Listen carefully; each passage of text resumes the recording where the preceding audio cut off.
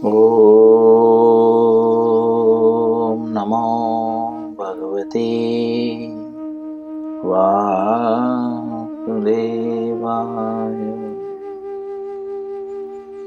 ॐ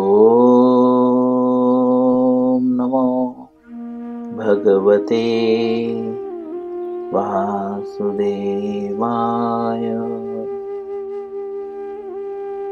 ॐ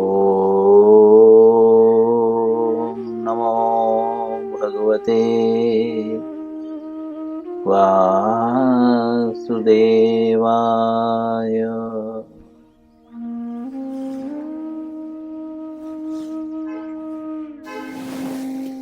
श्री मद्भगवद गीता यथारूप अध्याय 10। अध्याय का नाम है श्री भगवान का ऐश्वर्य। श्लोक 3। करीब इस श्लोक का आज 3रा दिन है। हम तात्पर्य पढ़ रहे हैं क्योंकि आज इस श्लोक का 3रा दिन है, इसीलिए हम सिर्फ श्लोकों को पढ़ेंगे 3 बार। इसके बाद जो है अनुवाद, और जहाँ पे हमने तात्पर्य समाप्त किया है उसके आगे से हम तात्पर्य पढ़ेंगे। सभी लोग मेरे पीछे श्लोकों को उच्चारण करने का यथाशक्ति प्रयत्न करें, चाहे वह त्रुटि पूर्वक ही क्यों न हो।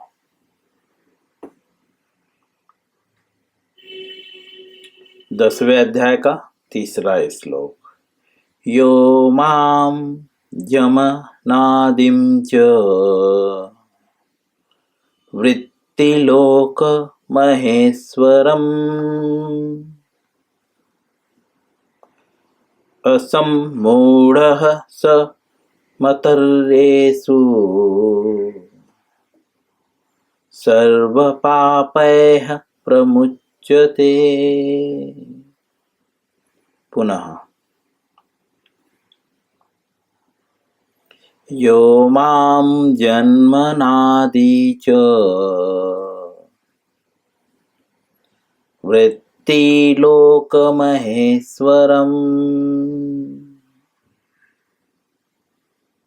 असम्मूढः स मतर्येषु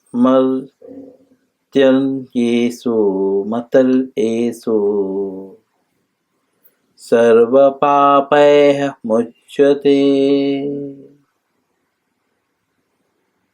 पुनः यो मां जन्मनादिं च वृत्तिलोकमहेश्वरम्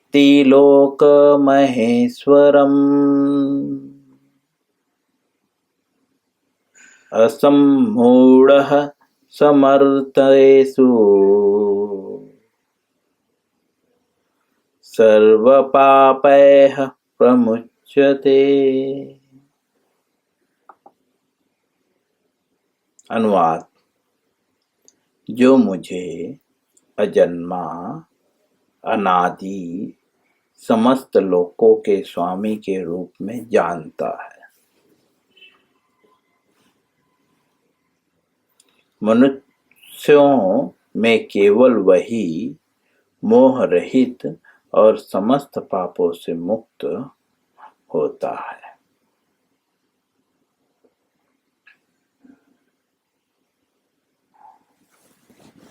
दूसरे शब्दों में, क्योंकि हम जैसा जानते हैं कि समस्त कष्टों का कारण पाप है और मोह है। माता का पुत्र के प्रति, पति का पत्नी के प्रति, पत्नी का पति के प्रति जो मोह है, उसी के कारण व्यक्ति दुख पाता है।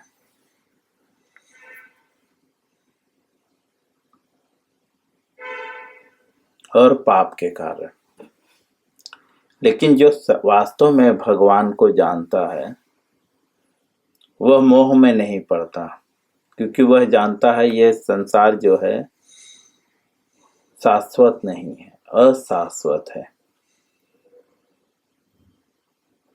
और क्योंकि वह यह जानता है यह संसार अशाश्वत है, इसीलिए वह कोई भी कर्म अपने लिए नहीं करता, कृष्ण के लिए करता है। जैसे कि कोई काम करने वाला व्यक्ति किसी कंपनी में काम करने जाता है, उस स्टाफ या उस वर्कर को यह भली भांति ज्ञात होता है कि मैं इस कंपनी का मालिक नहीं हूँ, तो वह उस कंपनी में जो कुछ भी करता है वो किसकी प्रसन्नता के लिए करता है? उस कंपनी के मालिक की प्रसन्नता के लिए। इस कारण से वह कंपनी में हानि और लाभ से कभी प्रभावित नहीं होता। कंपनी का लॉस हो या फायदा हो, उसे फर्क नहीं पड़ता। उसी प्रकार से जो भक्त होते हैं, जो जानता है कि वास्तव में भगवान ही समस्त लोकों के स्वामी हैं, तो वो यहाँ पे इस संसार में किस प्रकार कर्म करता है? उस वर्कर की भांति, जिससे कंपनी के हानि लाभ से कोई मतलब नहीं। कंपनी में काम चले या कंपनी का काम बंद हो जाए, कोई फर्क नहीं पड़ता। उसे क्या चाहिए? बस पगार, है ना। पगार नहीं मिलेगा तो वो ड्यूटी नहीं करेगा। वैसे ही भक्त इस संसार में आता है, ये संसार चले या ना चले, उसे क्या चाहिए? तो बस भगवत प्रेम। वह सिर्फ भगवान के प्रेम के लिए इस संसार में आया रहता है, भगवान के आदेशानुसार। और इसी कारण से कंपनी में हानि लाभ, लीगल या इलीगल, किसी कामों में उसे कष्ट नहीं दिया जाता, मुक्त रहता है। पुलिस भी अगर कोई ऐसा इलीगल काम हुआ तो पुलिस किसको पकड़ेगी? मालिक को पकड़ेगी, स्टाफ को नहीं पकड़ेगी, स्टाफ को छोड़ देगी, क्योंकि इसमें स्टाफ की कोई गलती नहीं। स्टाफ तो पगार पे काम करता है। चलिए अब हम तात्पर्य में प्रवेश करेंगे। दूसरे पैराग्राफ में हम प्रवेश करेंगे। पहला पैराग्राफ हम कंप्लीट करते हैं। श्रील प्रभुपाद जी दूसरे पैराग्राफ में इस श्लोक को जो है और अच्छे से समझाते हुए कहते हैं, यहाँ पर भगवान को अज अर्थात अजन्मा कहा गया है। अज मतलब अजन्मा यहाँ पे कहा गया है, किंतु वे द्वितीय अध्याय में वर्णित उन जीवों से भिन्न हैं जिसे अज कहा गया है। भगवान जीवों से भी भिन्न है। दूसरे अध्याय में वर्णन किया गया है कि आत्मा भी क्या है? अज है, अजन्मा है। उसको ना तो काटा जा सकता है, क्योंकि जिसका जन्म होता है उसकी मृत्यु होती है, और आत्मा क्या है? उसका न तो जन्म होता है ना मृत्यु होती है। तो श्रील प्रभुपाद जी कहते हैं कि दूसरे अध्याय में जो है वर्णित उन जीवों से भिन्न जिन्हें अज कहा गया है। भगवान जीवों से भिन्न है। कौन से जीवों से? जो अज हैं, अर्थात भगवान आत्मा से भी भिन्न है। आत्मा तो वास्तव में अमर है ही, लेकिन भगवान उससे भिन्न है। नहीं तो यहाँ पे कंफ्यूजन क्रिएट कर सकते हैं मायावादी। इसीलिए प्रभुपाद जी यहाँ पे क्लियर करते हैं कि अज शब्द वहाँ पे भी प्रयोग किया गया है, और अज शब्द भगवान के लिए यहाँ पे प्रयोग किया गया है। लेकिन दोनों ही अज होते हुए भी भिन्न है।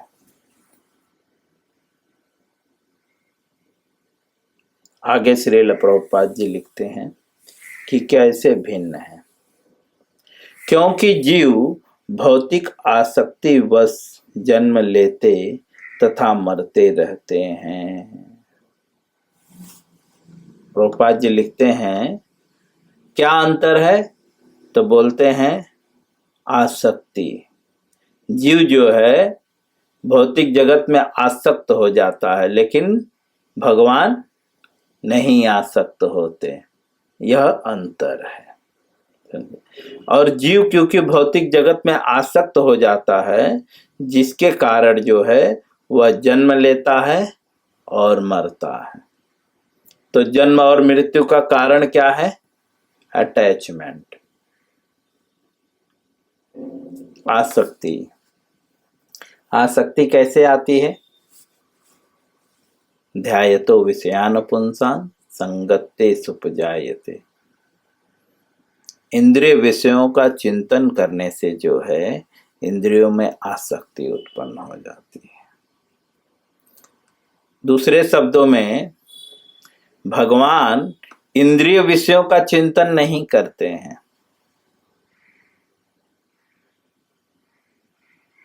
इसीलिए वे आसक्त नहीं होते।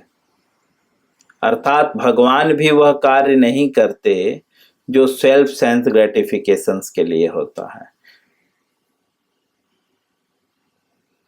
यत यत आचरति श्रेष्ठ। भगवान ऐसा क्यों करते हैं? क्योंकि श्रेष्ठ व्यक्ति जैसा आचरण करता है, सामान्य व्यक्ति उसी के पद चिन्हों पे चलता है। इसीलिए भगवान स्वयं भी जो है कहते हैं भगवत गीता में 2 और 3 अध्याय में कि मैं भी बहुत सावधानी पूर्वक कर्म करता हूं। 3rd chapter.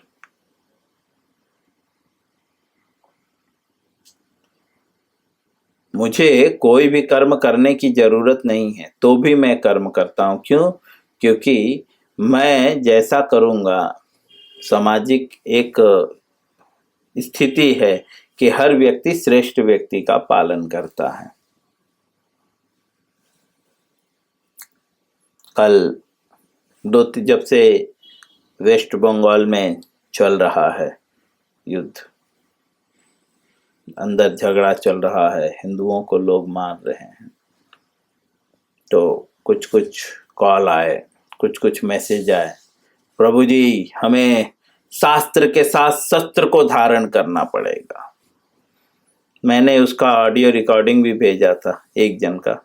काफ़ी सारे कॉल आए, मैं सबका नहीं भेजा, एक जन का भेजा था ताकि आप लोग सुने अपने ग्रुप में। मैंने उन्हें बोला आप कितने शास्त्र का पालन करते हैं? तो हम सिर्फ फेसबुक और व्हाट्सएप पे चिल्लाने वाले हैं, बस वास्तव में कोई उतरने वाला नहीं। जब उनकी बारी आती है तो बोलते हैं प्रभु जी जितना वक्त मिलता है उतना पालन करते हैं। दारू पीने के लिए वक्त है, फालतूगिरी करने के लिए वक्त है, झगड़ा करने के लिए वक्त है, लेकिन धर्म के लिए वक्त नहीं है। ऐसा कहा गया है वैदिक शास्त्रों में, आप धर्म की रक्षा करेंगे तो धर्म आपकी रक्षा करेगा। हमें सिर्फ धर्म का पालन करना है, तब धर्म हमें हमारी रक्षा करेगा, स्वाभाविक ही।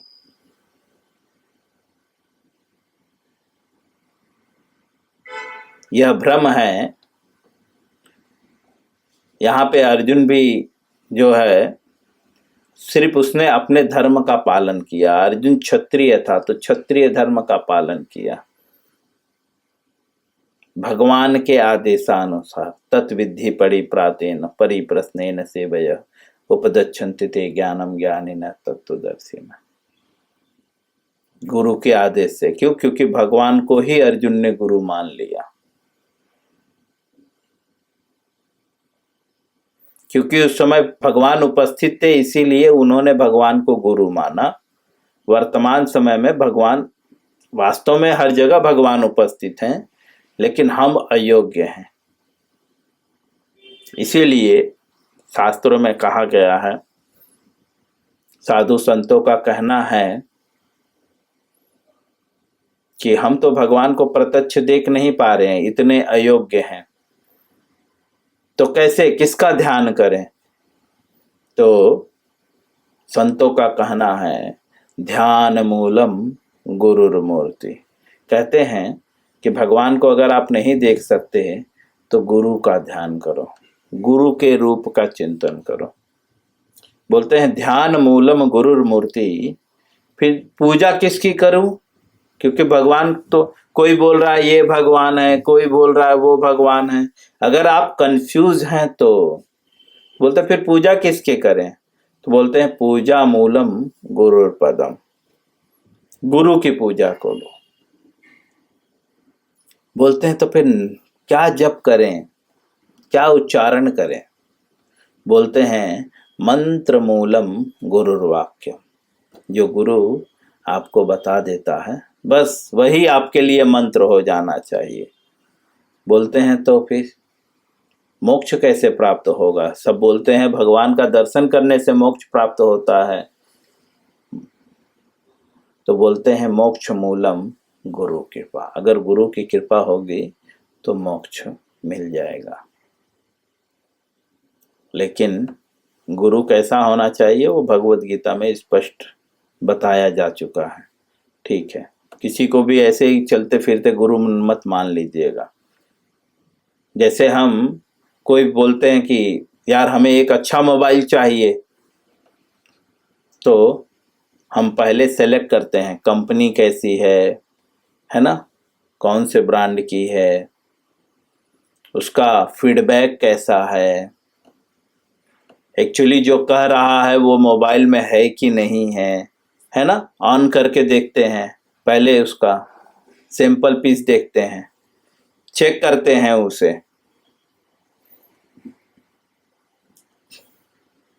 उसी तरह से गुरु को भी चेक करना चाहिए कि शास्त्रों के अकॉर्डिंग जो गुरु के लक्षण हैं क्या वह इनमें हैं या वे उसके लिए प्रयत्नशील हैं। ये नहीं कि कंठी माला और चंदन धारण कर लिए और 8 बजे सोकर उठे और सबको जाकर प्रचार कर रहे हैं। ब्रह्म मुहूर्त में उठना चाहिए, 16 माला जप करना चाहिए। खुद रात को 12 बजे माला लेकर बैठ के घूम रहे हैं और दूसरे को बोलते हैं सुबह ब्रह्म मुहूर्त में 16 माला कंप्लीट हो जाना चाहिए। तो ऐसे लोगों से सावधान रहे, ऐसे लोग गुरु नहीं है। तो जैसा कि श्रील प्रभुपाद जी लिख रहे हैं, विषय पे आते हैं हम। श्रील प्रभुपाद जी लिखते हैं कि जीव जिसे अज कहा गया है दूसरे अर्थात में, और यहाँ पे जो है जो अज कहा जा रहा है, दोनों में अंतर है।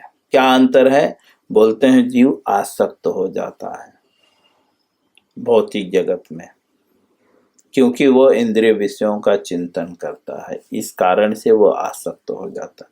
ध्यायतो विषयान पुंसान संगत्ते सुपजायते। लेकिन भगवान नहीं आसक्त होते, और आसक्ति के ही कारण उसका जन्म होता है और मृत्यु होती है। उदाहरणार्थ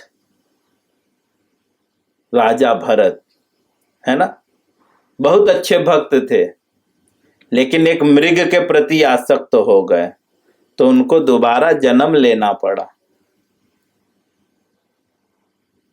क्योंकि वे महान भक्त थे, उन पे भगवत कृपा थी। इसके लिए मृग के शरीर में होते हुए भी उन्हें यह स्मरण था कि मैं जो है भक्त हूं, भगवान का दास हूं, यह स्मरण था।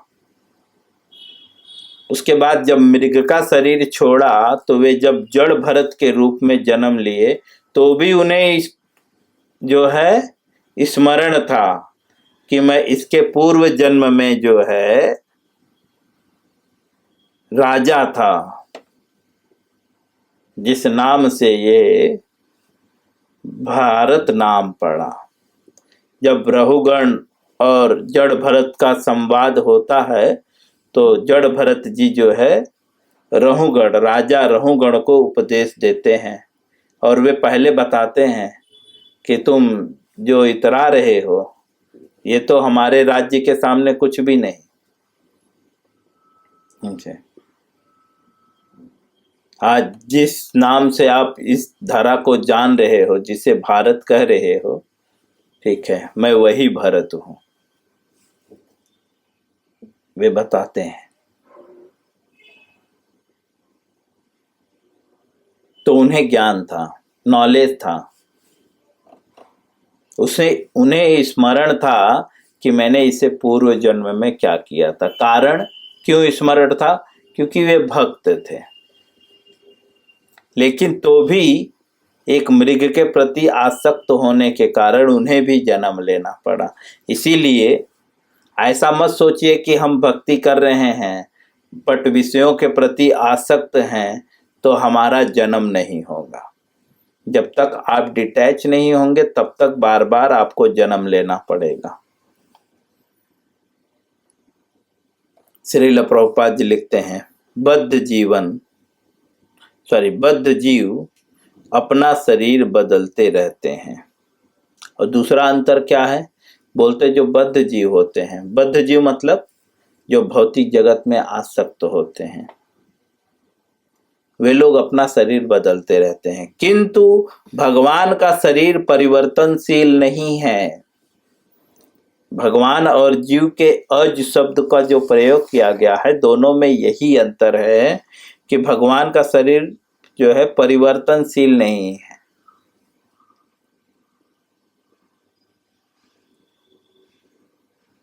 यहां तक कि जब वे इस लोक में आते हैं तो भी उसी अजन्मा रूप में आते हैं। प्रभुपाद जी कहते हैं यहां तक कि जब इस संसार में भी भगवान आते हैं तो भौतिक शरीर नहीं धारण करते हैं, उसी अजन्मा रूप में आते हैं। मतलब जिस शरीर को दिव्य कहते हैं उसी दिव्य शरीर में आते हैं, जो शरीर परिवर्तनशील नहीं है, बदलता नहीं है।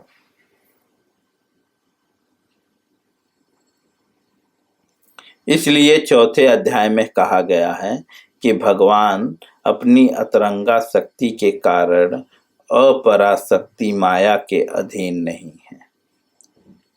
श्रील प्रभुपाद जी लिखते हैं, इसीलिए जो है भगवान जो है चौथे अध्याय में कहते हैं कि उनके अपराशक्ति के कारण माया के अधीन नहीं है। भगवान की दो प्रकार की शक्तियां हैं, परा और अपरा। परा मतलब अतरंगा शक्ति और अपरा मतलब माया, भौतिक शक्ति। तो भगवान पराशक्ति के कारण जो है अपराशक्ति के अधीन नहीं है, अपितु पराशक्ति में रहते हैं। भगवान किस में रहते हैं? हमेशा पराशक्ति में। पराशक्ति और अपराशक्ति में क्या अंतर है? अपराशक्ति अनित्य है, हमेशा बदलता रहता है अपराशक्ति, और पराशक्ति जो है वह नित्य है, वह कभी बदलता नहीं। दोनों में अंतर क्या है? क्योंकि अपराशक्ति जो है हमेशा बदलता रहता है, इसीलिए वहां पे जन्म मृत्यु जरा व्याधि ये लगा रहता है। लेकिन दूसरे शब्दों में जो पराशक्ति है, जो अतरंगा शक्ति है, वहां पे जन्म मृत्यु जरा व्याधि नहीं होता। यह अंतर है। अर्थात भगवान जन्म नहीं लेते, इसीलिए भगवान के जन्म को क्या कहा जाता है? दिव्यम। वे प्रकट होते हैं, भय प्रकट कृपाला दीन दयाला कौशल्या हितकारी। भगवान प्रकट होते हैं, उनका शरीर जो है परिवर्तनशील नहीं है। मैं यहीं पे विराम करूंगा, इसके आगे हम कल पढ़ेंगे।